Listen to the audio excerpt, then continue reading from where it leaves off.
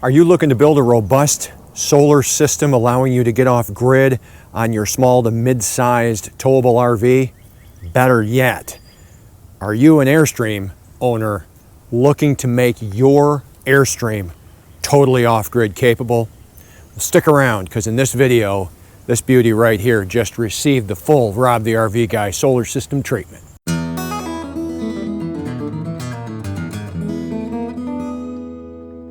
Hey, what's up everybody? How you doing? It's me, Rob the RV Guy, and we just wrapped up about a 6.5 day install on this mid-size 25-foot Airstream Flying Cloud. And I wanted to give you some details about this build and go into a little bit of what we did. And in the event that you're an Airstream owner, you might be interested in talking to us about getting solar on your RV. So on this RV, on this Airstream Flying Cloud, we put in a 24-volt system. This is a 50 amp rig. It's a small rig for 50 amps, but it is a 50 amp rig. So we had to get creative on what we were going to do, and we ended up going with a 24-volt system, and I'm going to explain how and why in just a moment. But one of the shining achievements on this small rig is the fact that we were able to get 1,000 watts of solar on the roof. If a customer like this ever wanted to add a ground deployable array, we could do exponentially more. We could add another, 2, 4, 6, 8,000 watts on the ground, but that's a lot to carry around. And in this instance, for this customer, 1,000 watts of solar on the roof would be more than ample. We have 2 racks that go down, and I'll explain to you how we were able to achieve this. 5 on each side of a rich 100 watt solar panel. Rich 100 watt solar panels, 5 per side, wired in series and then in parallel to help us with shade offsetting and that kind of stuff. On top of the fact that the roof is domed, and so the panels are always going to be kind of facing like this. So the way that we do this is we install a railing system or a rail system. And this rail system on this particular RV allows us to get the array of panels up between 4 and 6 inches above the roof line without doing a raised array like what I have on the Bigfoot. And in this instance, the customer did not want their panels to be screwed to the roof, as few screw holes as possible. So what we did is we used 3M VHB. I've done a lot of research on VHB, and I've changed my mind some on VHB. Provided the roof is prepped properly, those panels are going to stay down. So what we did is we used the 3M suggested method for making sure that the surface would be prepared by cleaning it with a 50-50 alcohol/water mix, scuffing up both of the surfaces, and then using the 3M 111 adhesion promoter underneath, on top of the fact that I actually doubled the amount of feet for the rail, giving that much more tape space or tape surface to the roof. So I went about 2.5 times what I would normally do if the L brackets or the L feet were screwed into the floor, to make sure that this was going to be set down just as securely as possible. And then we sealed it all up and started mounting panels. Worked out great. Really, really great. Inside of the Airstream, if you own an Airstream, you know how they're built, and everything's kind of enclosed and difficult to get to. So in this particular Airstream, we had to remove the dinette table, and then in determining where we were going to put it, and we decided that we would put it in a small storage compartment that could be accessed if we removed all of the dinette stuff. And that would be the only way that I was going to be able to get this robust of a system with the batteries as well as the inverter in place. So we actually removed the dinette benches, the one that extends into a bed, and pulled those out so that I could work. Once we pulled that up, we were able to get to where the old inverter used to be, as well as where their solar charge controller used to be, and there was just a rat's nest of a mess inside there. All the 12-volt wires everywhere. Spent a lot of time cleaning that up and preparing it for the 2 large SOK 24-volt 150 amp hour batteries that we would eventually place in there.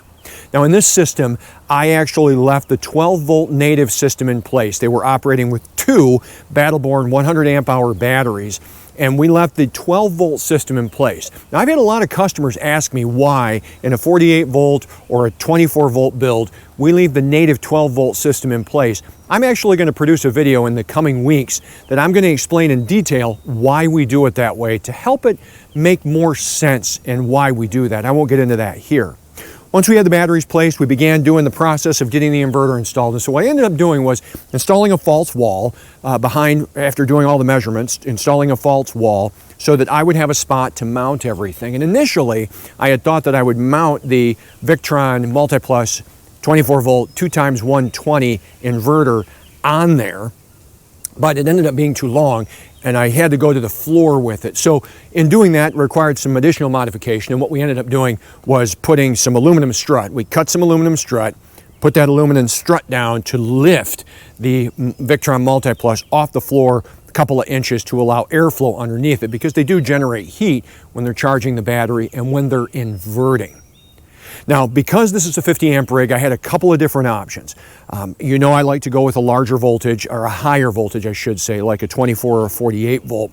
Presently, Victron does not have a 48 volt inverter that will do a 2x120. And what that means is when you have a 50 amp service, you have two incoming lines of 120 volts, giving you 6,000 watts per line that come into your rig for a total of 12,000 watts. Again, way overkill on a 25-foot Airstream, but that's the way it was wired, and that was what we had to deal with. They make two options for that, getting them in 2x120. In other words, you can put 50 amps of power through, or two lines, two legs through the inverter and pass that through to shore, is what you can do. If you go with a 1x120, then what you're having to do in a 50 amp rig is you're having to wire up a sub panel, a lot of extra work, a lot of extra time. Just doesn't make any sense. So my preference is, if I'm dealing with a small 50 amp rig like this, depending on the customer's needs and what they want to actually use the inverter for once they're boondocking, I'm going with a dual 2x120, and my only option in a stepped up voltage is the 24 volt for right now, until Victron comes to the market with a 48 volt. They do a 12 volt version. It's a lot larger, takes up a lot more space. The 24 volt version takes up less. That's the choice. That's what I go with. In a smaller rig like this that's 50 amp, we're going to pass both of those through 2x120 to the shore connection. So we were able to get everything wired up and set up on that wall. Batteries in parallel coming through, and these SOK batteries actually have Victron comms. This is the first SOK battery that I've installed, battery bank that I've installed, that have Victron comms. And actually, I was hesitant, a little bit skeptical, but the comms are working beautifully. They wire right in, link right in with the cables provided from SOK to the Servo GX. And that Servo GX transmits that data to the inverter throughout the system, and it takes over the control, and it actually gets its charging parameters and charging instructions directly from the batteries themselves. They send it to the servo and tell the servo, this is what we need, this is what we want you to give us. And it's really been a great system. I am impressed, and that's kind of the direction that I'm moving forward. We don't need to install a smart shunt at this point. We wouldn't need to install a link shunt. We can forego the shunt and go directly to the servo with the SOK line of batteries with Victron comms, which I think is really, really great. So we were able to get everything finally in that very compacted space in there. We have the inverter, we have the Lynx distributor. From the Lynx distributor, we have over to the side, of course, we have our solar disconnect that controls our panel array for us to be able to shut that off. And then we have the on-off switch wired up, and before that, we have the Class T fuse. Now, obviously, you're going to be generating some heat in this compartment, and so I was able to get 3 fans routed through a relay on the servo that's temperature controlled and programmable right within the servo.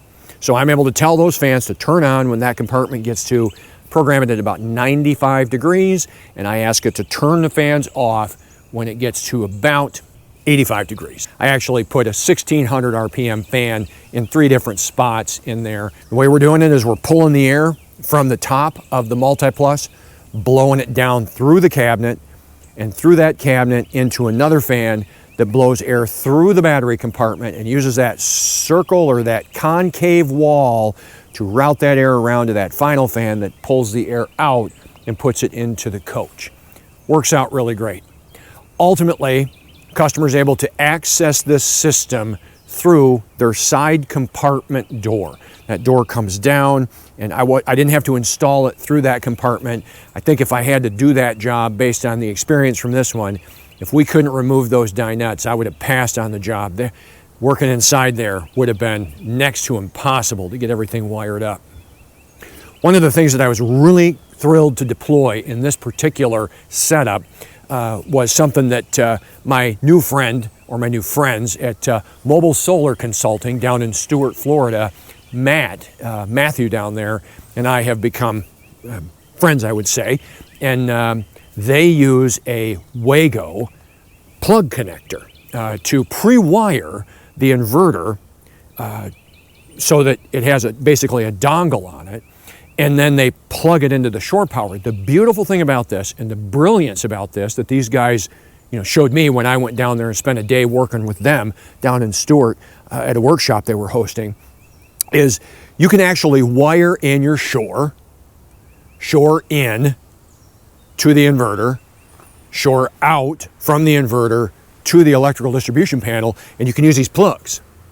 So what we do is we take it so that if the inverter craps out and the inverter develops an issue of any kind, we can take those plugs, we can unplug them, and we can take the plug from the shore and plug it directly in to the plug to the electrical distribution panel. What's great about that is it bypasses the inverter if there's a problem so that the customer can at least have power and get their way back to civilization if they're out boondocking. I also wire them up so that they can't plug them in wrong. They will only go one direction. And when you go to put them back together, you can't reverse the polarity, you can't reverse the plugs. You're only allowed to go from the plug in which they came. And so you're really safe as it relates to this. And this is something that I'm so glad that my friends at Mobile Solar Consulting kind of revealed to me and showed to me.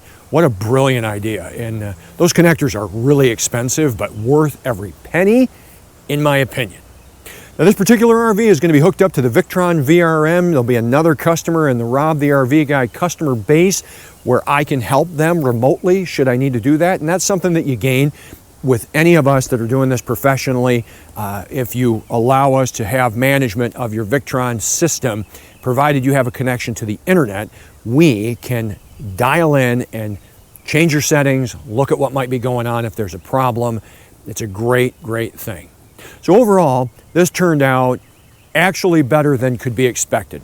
Working on an Airstream provides significant challenges. You can't touch the sides of the Airstream, basically. You're going to scrape it or you're going to dent it. And when you're walking around on the roof, you got to be very mindful of the aluminum rafters. You got to be walking on those. So it does present a lot of challenges, but I feel that we overcame those successfully. A little stressful at times with regard to, kind of managing it and getting around. But overall, we did great with this build. We had great success, and this customer is really now chomping at the bit to take this baby out and really put it to the test with regard to the ability to be off-grid, which in this particular instance, they are going to have a great time. Soft start on the air conditioning, we installed that, so they can use this thing as much as they want while off-grid. So listen, if you're in the market for a solar system on your RV, if you want to get off-grid, whether you've got a medium-sized RV like this 25-foot Airstream Flying Cloud, or you've got a great big Class A or fifth wheel doing a dual inverter system with 4,000 watts of solar on your roof, we are more than happy to help you. Our pricing is front forward facing on our website. We don't have this, elusive pricing model. When you go to our website, it's not that you're going to be locked into that price, but at least you have an idea with our packages of where you're going to be, so you can look at that right away and decide, nope, that's way outside of my price range, or gosh, that's more reasonable than I thought. What can we do to upgrade that? So you can find our pricing right here. I'm going to put a link right here at the website, robthervguy.com, solar pricing. and you can go over there, and there will be a link in the description below as well, and that will give you the data that you need to be able to begin to make a decision.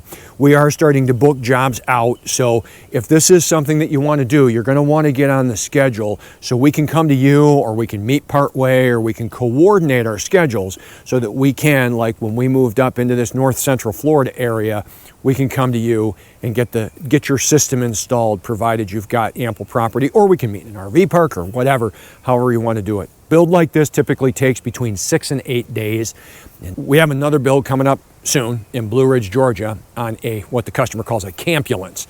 It's an ambulance that he bought to convert the back end into an RV. And we're doing a 48-volt system in that we're going to document in video that we'll be bringing out within the next couple of weeks as well. So yeah, you want to get on our schedule. We would love to work with you if you're interested in doing solar and doing it right and doing it safe. Until next time, this video is a video that YouTube thinks you want to see next. This playlist is all things RV modifications. And remember, if you click the circle, you're subscribed. And man, I'd love to have you in the family of the Rob the RV Guy subscriber group. Till next time, have a great week. Rob out.